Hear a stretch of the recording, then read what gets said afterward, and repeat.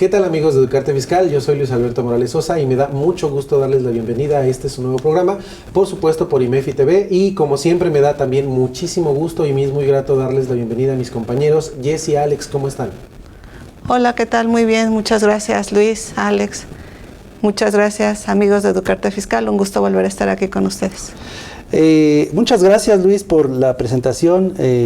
Es un gusto nuevamente estar aquí con ustedes y, por supuesto, platicando de cosas que consideramos importantes y que son de interés para nosotros y para ustedes. Gracias. Bien, pues antes de empezar este programa, me daría mucho gusto comentarles que, pues ya lo hemos dicho en algunos otros programas, al menos yo de manera personal soy totalmente apartidista y con esta razón quiero iniciar porque vamos a hablar del nuevo sistema judicial que se busca hacer la modificación por parte de nuestros políticos. En esta situación sabemos que es un tema 100% legal, pero queremos platicar un poco de cuál es la situación en la parte fiscal, en la parte administrativa, cómo nos pegaría realmente. Reitero, la parte en la que soy totalmente apartidista, desconozco las consideraciones de mis compañeros, colegas y amigos de este panel, pero la situación es dar un enfoque totalmente diferente a la modificación que se busca hacer al Poder Judicial. Y bueno, para empezar con este tema, pues tenemos que encontrar que la reforma, recordemos, tenemos que regresarnos un poquito. En materia económica, me gustaría hablar primero en esa parte. En materia económica sabemos que teníamos un superpeso hasta hace algunos meses. Estamos hablando ahorita actualmente del mes de septiembre. Y hace menos de medio año yo me atrevo a decir que teníamos un superpeso por todas las condicionantes político-económicas administrativas que existían en México. Esto conllevaba a que, sumado a los malos resultados que existía en la política estadounidense, teníamos un superpeso, no tanto por nuestras capacidades, sino por otras incapacidades de otras personas, pero al final la política económica era bien vista. Bueno, partiendo de esto, nosotros teníamos un superpeso, pero recordemos que desde el principio, cuando sale el presidente López Obrador a encabezar precisamente el grupo de Morena o el partido Morena, cuando quede en la presidencia, lo primero que implementó es, ¿saben qué? Vamos a bajar los salarios de jueces, magistrados y de ministros. No pueden ganar más que yo. Obviamente desde ahí empezó un movimiento totalmente civil, en el cual la gente decía, no, pues está bien que no ganen más que el presidente. Y yo desde ahí dije, no, está mal. No sé qué consideren ustedes, amigos, para entrar de lleno al momento, pero yo lo pensaba de esta manera. Bueno, si yo tengo 2 doctorados, si yo tengo 2 maestrías, si yo tengo 3 carreras, si yo me preparé mucho más precisamente para tener una mejor capacidad de ingreso, no tiene por qué, no tiene la capacidad, la autoridad, en este caso el presidente, aunque sea el presidente de la República, él no tenía la capacidad de poder sobajar mi salario. Y a eso, si nos vamos un poco más lejos, la misma Ley Federal del Trabajo nos dice que no se le puede bajar el salario a una persona que realiza servicios. En este caso, pues es un trabajador del sistema judicial, sí. Ahora, ¿qué es el sistema judicial? Recordemos que el sistema judicial en sí es quien nos va a ayudar a que los conciudadanos, las empresas, los civiles, podamos tener quien nos proteja y quien avale todas las leyes. Pero bueno, con eso inicio yo. Compañeros Jessy, Alex, ¿qué tienen al respecto, por favor? Sí, Luis, muchas gracias. Ya te fuiste hasta la cocina, mano. ¿Ya ves? No te digo. Falta. Pero a ver, vamos a empezar. Vamos tratando de identificar. Luis hizo una acotación muy importante, bueno, dentro de todo lo que mencionó, precisamente el derecho humano a percibir un salario.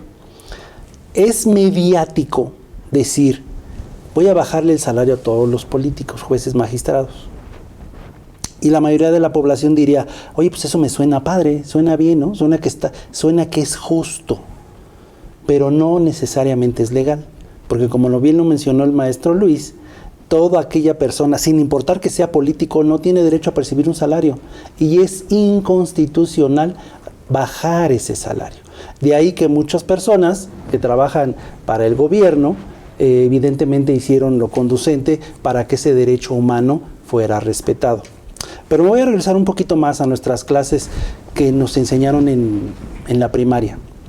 El poder de la Unión, del gobierno mexicano, recae en 3 poderes: el poder ejecutivo, el poder legislativo y el poder judicial.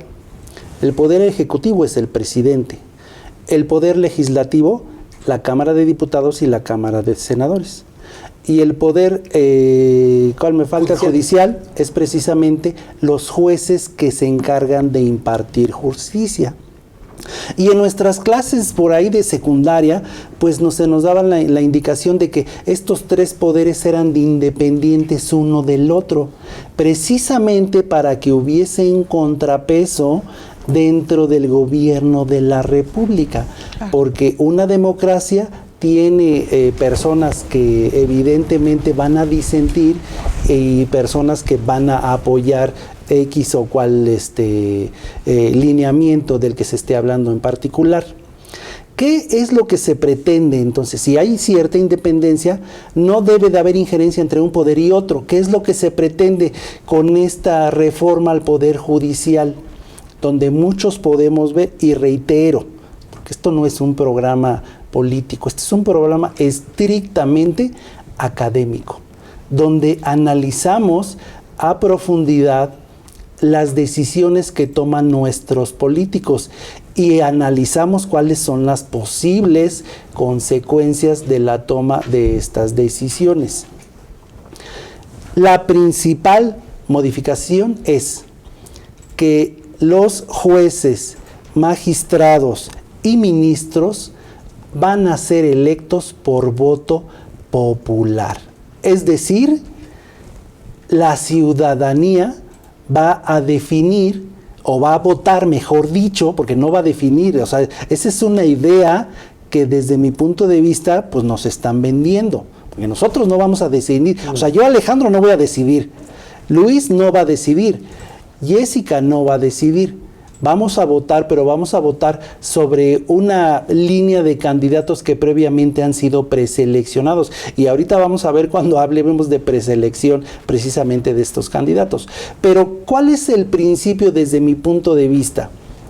Que se está fracturando, que se está alterando, donde precisamente ya no existe esa independencia que deben de tener los poderes. Porque debe de ser independiente el judicial, el legislativo y el ejecutivo. Entonces, cuando vemos que esa independencia se fractura, es cuando nosotros, o al menos yo en forma personal, pienso como que hay algo que no está checando, más allá de que hablemos de que si ya habló un diplomático de Estados Unidos o un diplomático de un país más al norte del continente, etcétera. Esos son mis primeros comentarios. Esto se empieza a poner bueno. Jessy. Sí, bueno, creo que es importante mencionar que esta reforma viene a modificar mucha parte de lo que pues acaban de mencionar el maestro Alejandro y el maestro Luis, y en efecto uno de los principales pues es que sean elegidos a través del voto popular, ¿no? Que como acaba de mencionar el maestro Alejandro, pues obviamente eso no va a pasar. Nosotros como ciudadanos no somos los que vamos a elegirlo. Finalmente eso es lo que, o la idea que nos están dando para poder aprobar esta reforma, ¿no?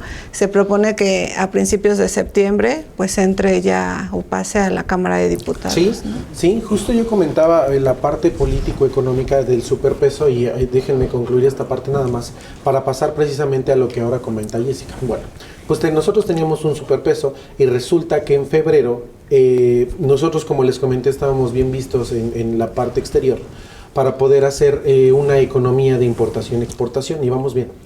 Resulta que en febrero el señor, la verdad es que yo lo considero un berrinche personal, dice, ¿sabes qué? Se elimina la parte judicial. Cuando estos estados o empresas empiezan a ver que se va a eliminar el poder judicial, detienen y estancan sus inversiones hacia el país.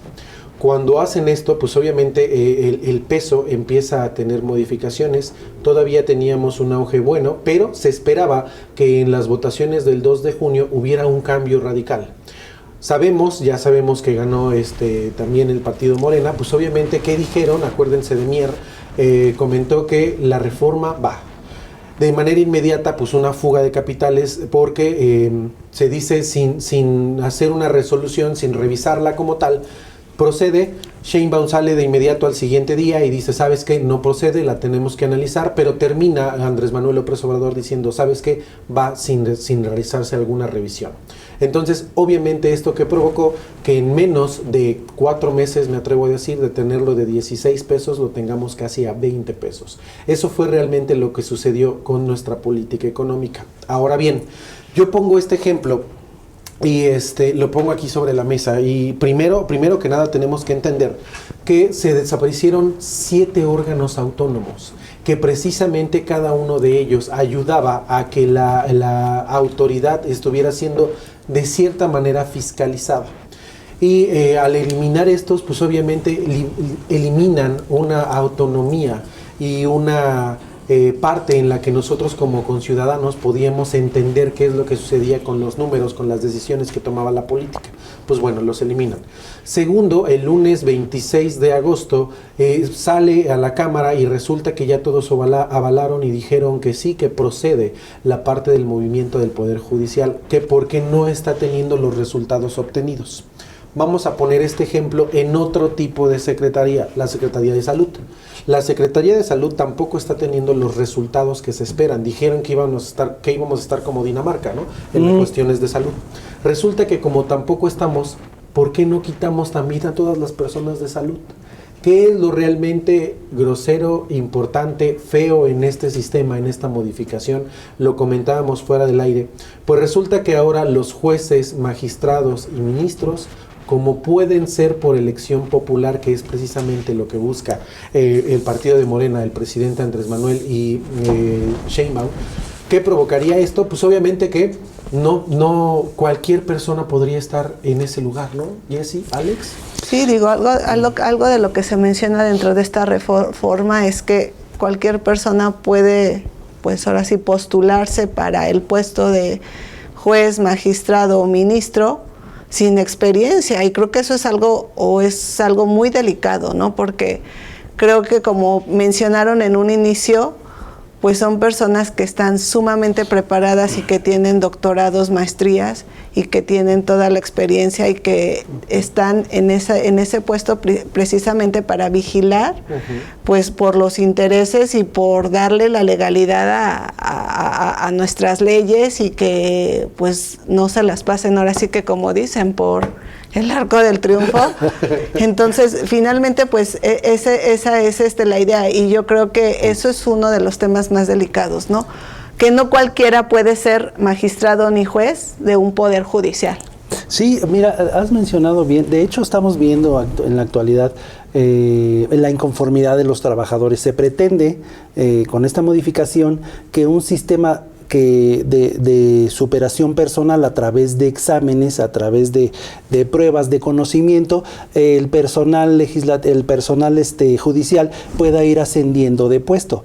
¿Y cómo se pretende? Pues uno tiene que estudiar para ser magistrado, después tiene que estudiar para ser ministro, después, para ser juez, y probablemente después para ser ministro, etcétera.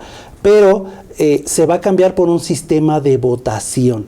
Es ahí donde precisamente los trabajadores estamos viendo que incluso por jueces están siendo apoyados con estas muestras de desagrado en cuanto a esta modificación. Pero quiero partir de cuál es la fundamentación, la argumentación que está dando el Ejecutivo Federal a efecto de realizar esta modificación. Todos hemos recordado que se nos dice una y otra vez, es que los jueces es un sistema corrupto.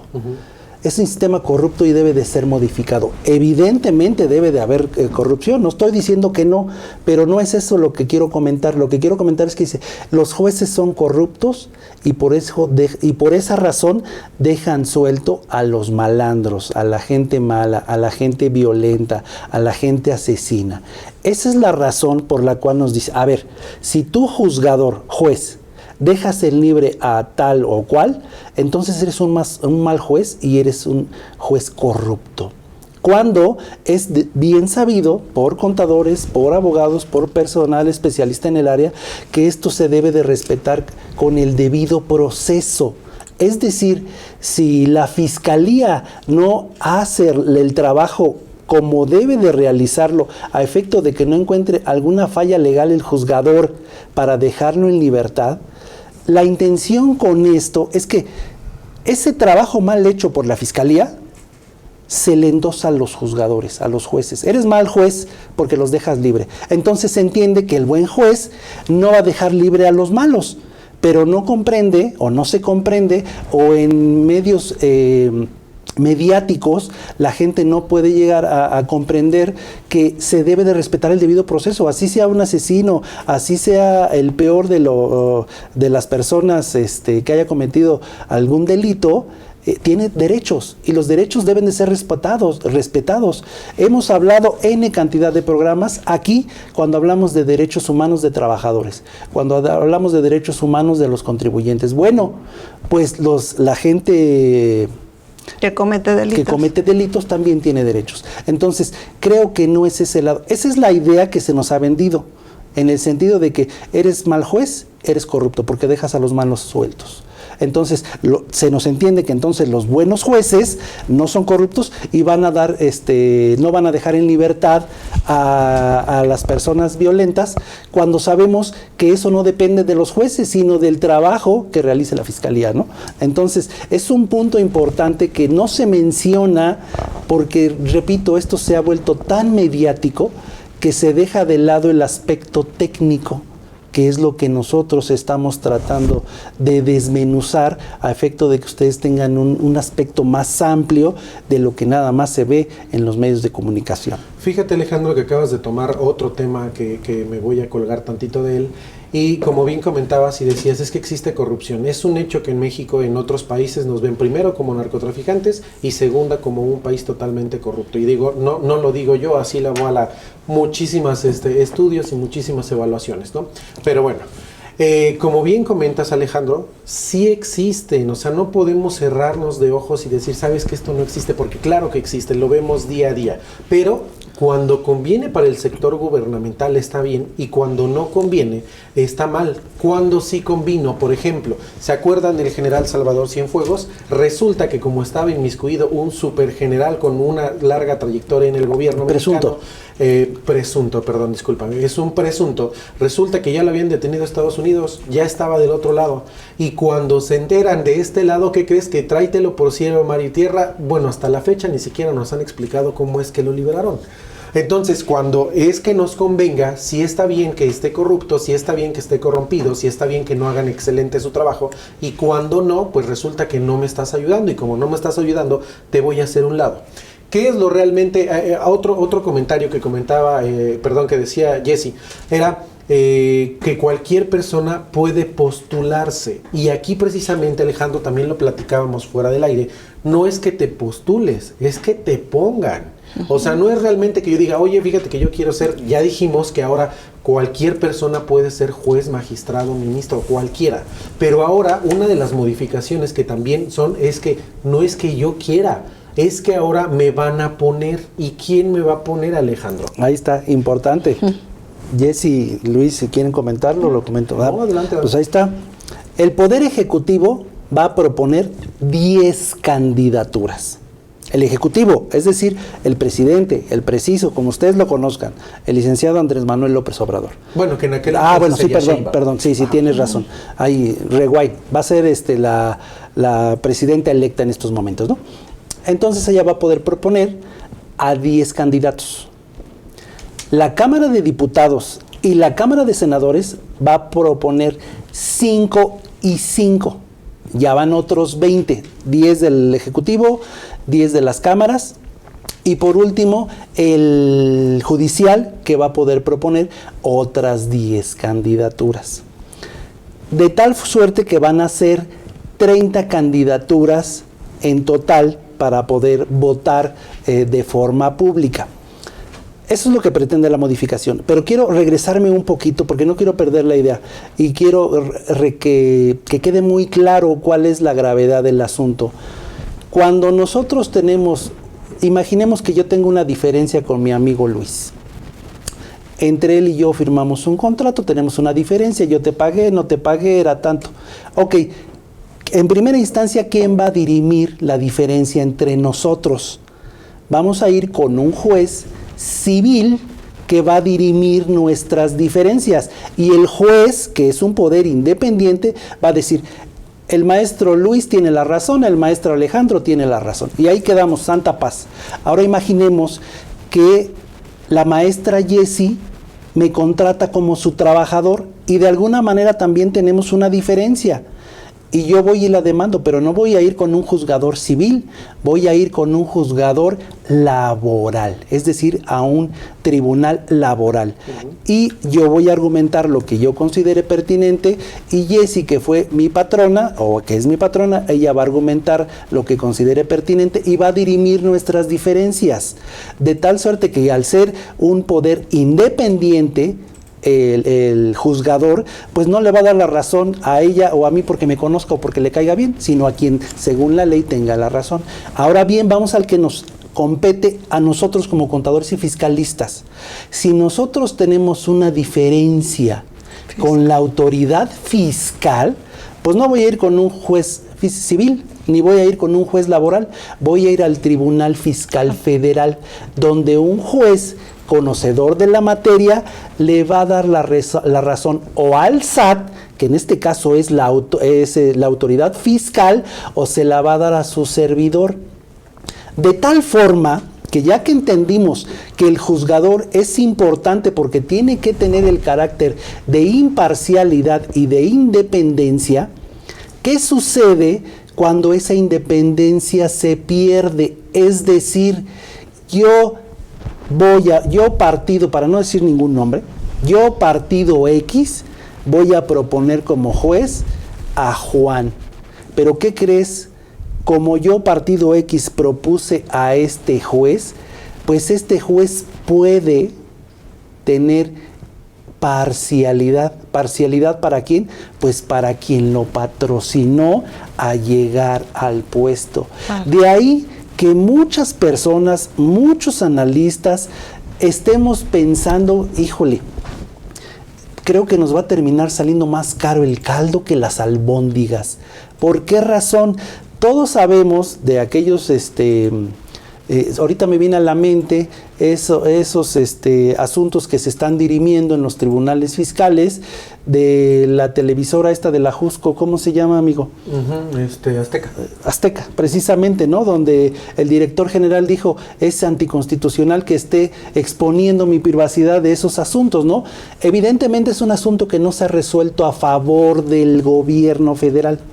Podría resolverse a favor del particular, pero como se monta uno en la bandera de que los jueces son corruptos, ¿sabes qué? Mejor yo pongo al juez de mi color para que los fallos de esos asuntos sean a mi favor. Entonces es ahí donde entra la cuestión que no termina de dejarnos cómodos, Luis, Jessie, ¿no? Sí, justo como comentas, Alejandro, si se darán cuenta el día de hoy, realmente es un programa más que de análisis, es de una crítica y tratamos que esta crítica sea constructiva.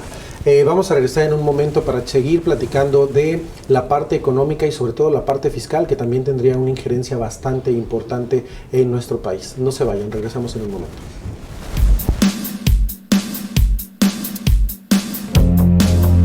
Hola, ¿qué tal? Mi nombre es Jessica García y quiero invitarlos al curso de CIROC, en el cual abordaremos temas como presentación de avisos de obra, incidencias y cierres de obra. Este curso está dirigido para contratistas, subcontratistas, intermediarios y todas aquellas empresas de la construcción.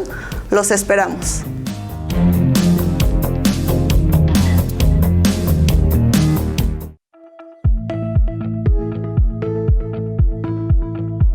Hola, ¿qué tal? Mi nombre es Sergio Flores y junto con IMEFI traemos para ti un curso que se llama Taller de Contabilidad para Emprendedores y Pymes.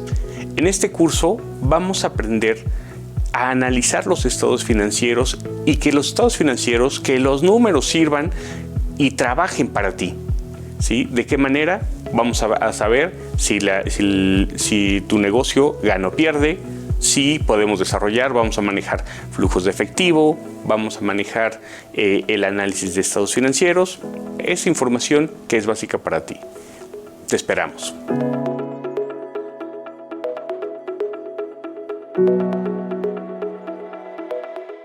Optimiza tu negocio con el sistema PYME. Ahorra tiempo y dinero. ¿Te sientes abrumado por la gestión de tu negocio? ¿Quieres optimizar tus procesos y aumentar tu productividad? Conecta departamentos, personas e información en una sola plataforma, mejorando la experiencia de clientes y empleados. Optimiza tus procesos con una base de datos centralizada y automatización eficiente. El sistema PYME consta de los siguientes módulos, los cuales son adaptables de acuerdo a lo que tu negocio requiera. Marketing. El módulo de marketing del sistema PYME simplifica la gestión de prospectos y clientes, centralizando sus datos y agilizando el contacto con ellos. Inventario. El módulo de inventario proporciona un seguimiento en tiempo real de las ventas y la organización de productos o servicios en diversas categorías. Ventas. El módulo de ventas facilita la administración de citas, pedidos y la generación de facturas, optimizando el proceso de ventas. Facturación. El módulo de facturación ofrece la posibilidad de gestionar de forma segura la facturación de tu empresa o negocio. Al implementar el sistema PYME, podrás experimentar la optimización de los procesos de información, la sincronización entre departamentos y el intercambio eficiente de datos. Contáctanos para más información. 55 81 54 74 37.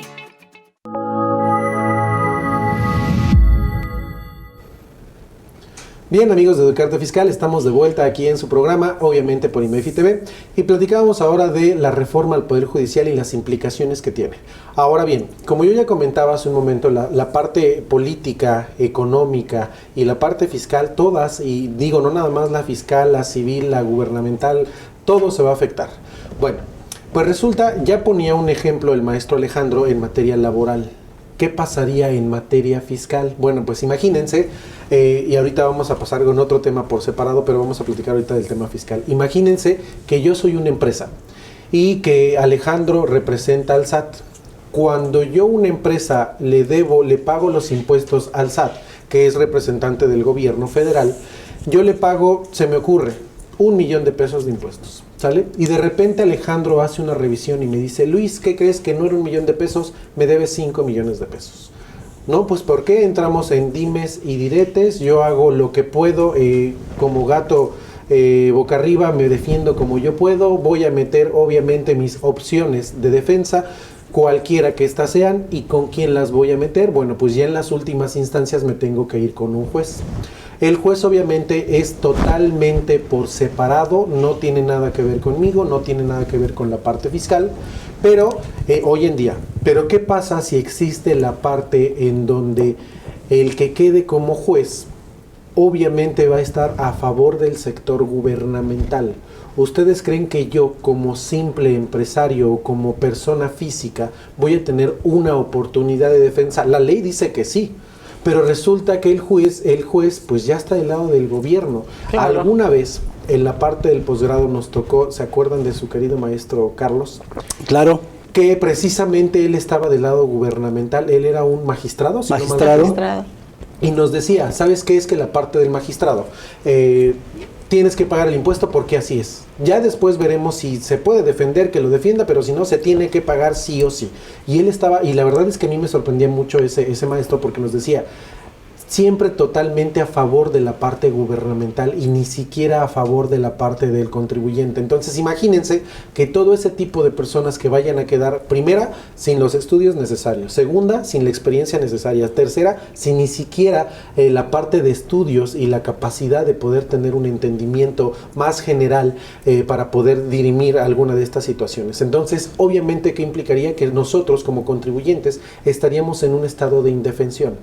¿Qué fue lo que sucedió? Pues obviamente las empresas, las nacionales, las internacionales, no empiezan a ver con buenos ojos a nuestro país y empieza a haber una fuga de capitales. En el momento que existe la fuga de capitales, pues obviamente se ve muy recortada nuestra opción de poder incrementar el superpeso que teníamos.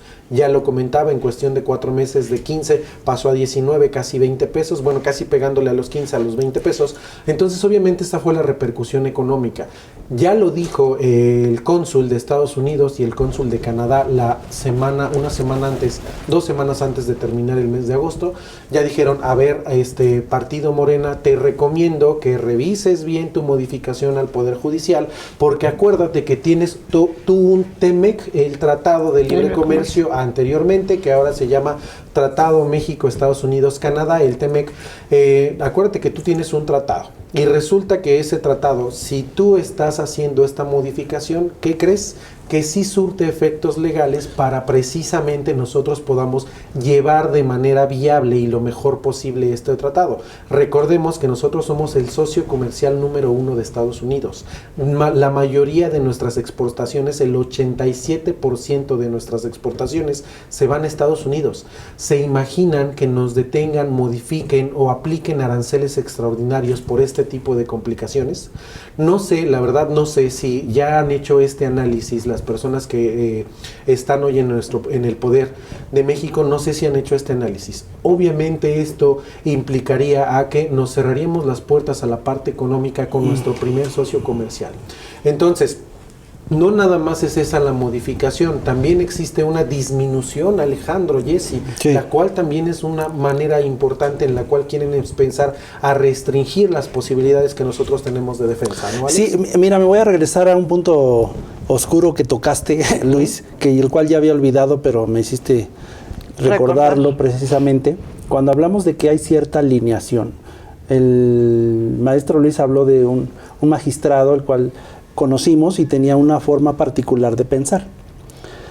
Iban a decir, porque no dudo que muchos de ustedes digan, bueno, pues ya me hizo a mí, ¿en qué me afecta? Yo sigo trabajando, sigo teniendo mi puesto de verduras, sigo teniendo mi tienda, sigo teniendo mi taller mecánico, sigo trabajando en la empresa. ¿Cómo me afecta? Ahí les va.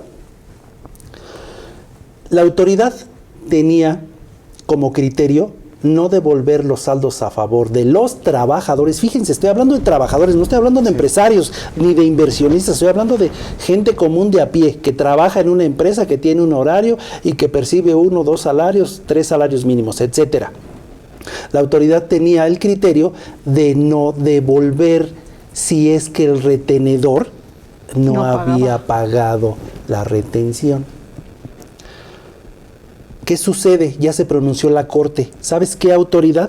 No puedes negar la devolución con el argumento de que no te lo pagó a ti la empresa para la cual trabaja el trabajador. Tú, SAT, ve y busca a ese contribuyente y cóbrale, pero no le niegues la devolución al trabajador. Eso es el criterio que tomó que tomó la Suprema Corte y ahora tiene que adoptar el SAT, que no era. ¿Y qué nos decía este magistrado? Oye, si tú trabajas para una empresa y esa empresa te retuvo en todo el año, póngale 50,000 pesos. Cóbrale. Entonces, como no lo pagó la empresa, ¿sabes qué, chaparrito? Tú tienes que ir y pagarlo, pero ya lo estarías pagando una segunda vez. Pero para el SAT no, porque nunca lo cobró, entonces nada más sería una vez. Tú por tonto que te dejaste que te descontara, y nos dejaba en un estado de, por eso nos generó tanta ámpula a nosotros como contadores, porque decía que en qué estado de indefensión nos quedamos nosotros, donde el empleador, es decir, la persona física o la persona moral para la cual trabajamos, está obligado a retenernos nuestro impuesto sobre la renta por trabajadores, pero él se lo queda y no lo paga. Y entonces, como él no lo pagó, lo tengo que llegar y pagar yo. Entonces, de ese tamaño es como estamos viendo las cosas. No estamos diciendo que tenemos una bola de cristal, estamos analizando los números. Ya lo mencionó el maestro Luis, la maestra Jessie. Los inversionistas, ahora sí estoy hablando, no de los trabajadores de a pie, sino los inversionistas, los que traen su dinero para invertir, dicen, como que creo que me voy a detener. Porque si yo entro con alguna diferencia con el gobierno mexicano, casi es seguro que voy a perder, porque los nuevos jueces con el nuevo sistema van a fallar, y cuando digo van a fallar es que van a emitir su resolución a favor de A o a favor de B, y está sesgado. Esa es la importancia cuando decimos, oye, pero es la democracia, el pueblo puede decidir. Pues ahí está, ahí les va. porque no vamos a ser nosotros como pueblo. Cada fracción parlamentaria va a formar un comité. Y yo les preguntaría, porque hasta la persona que no sabe de política y no es contador y no es administrador y no es abogado, sabe quién tiene mayoría en las cámaras ahorita. En la de senadores y diputados, pues es el partido que está en el poder. Y ellos van a tener injerencia directa en la conformación de estos comités. Porque va a ser un comité el que va a postular el número de candidaturas de las que ya hicimos referencia. El presidente 10, diputados 5, senadores 5, pero ¿mediante qué? Mediante la formalización de estos comités que tienen el trabajo de aprobar las nuevas candidaturas. Es decir, si no lo aprueba este comité, pues ¿qué creen? La persona que va a querer ser juez, pues no lo va a poder ser porque no lo aprobaron. Luego entonces, es ahí donde entra en... Una cosa es lo que se ve en los medios de comunicación y otra cosa es cuando empezamos a analizar exactamente, a ver cómo está formalizado esta reforma para efecto de cómo va a funcionar el Poder Judicial. Creo, y ese sí es un punto muy personal, que lo que se pretende solucionar, el problema que se pretende solucionar, no va a ser la mejor solución. Se ha hablado N cantidad de veces, oye, le estás abriendo la puerta al narcotráfico. Justo. Los que sí son malos de a de veras, los que sí son gandallas, y permítanme por favor la expresión. ¿Por qué razón? Porque cualquier persona que simplemente sea primero aprobada por el comité y segundo sea voto popular, estoy seguro, porque es una idiosincrasia del mexicano, que no vamos a investigar o que no todos nos damos a la tarea de investigar cuando esto suceda. Simplemente vamos a decir, ¿qué jueces propone Morena? ¿Qué jueces propone el PRI? ¿Qué jueces propone el PAN? Y sobre eso nos vamos a ir. De tal suerte, y con esto termino, Luis, Jessy, siempre se nos ha dicho, oye, siempre que se elige al presidente, ¿se elige la mejor opción? ¿A la persona más calificada? ¿A la persona que tiene los elementos necesarios para dirigir a un país? ¿O se elige a la persona que mejor se supo vender? Y se los dejo como una pregunta al aire, porque por ahí tuvimos un presidente de botas, muy devoto, que se supo vender muy bien. A la larga vimos que tal vez, y eso ya lo dejo también, no fue la mejor opción.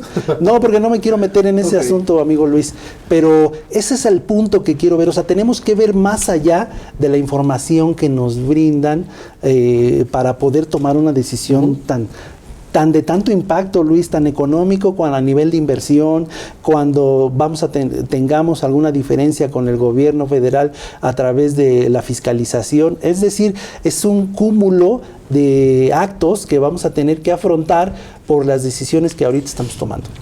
Sí, ¿no? Yo creo que esta reforma que están proponiendo y que, bueno, sabemos que tienen la mayoría en el Congreso, como lo acaban de mencionar el maestro Luis y el maestro Alejandro, pues en efecto, o sea, esta reforma trae muchas, yo creo que más que beneficios, yo creo que trae muchas consecuencias.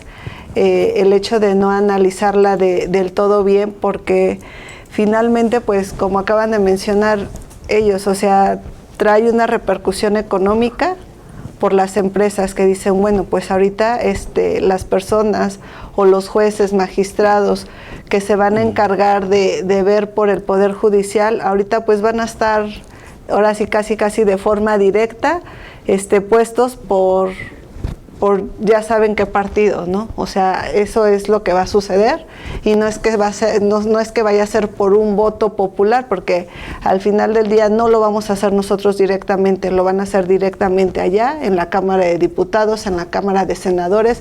Ellos son los que van a proponer, ellos son los que van a asignar a las personas. Y bueno, dentro de los cambios, pues también existe, ¿no? Que ahora un proceso fiscal ya no va a tardar más de 6 meses para que puedan tener una resolución, y un proceso penal, pues va a ser de 1 año, ¿no?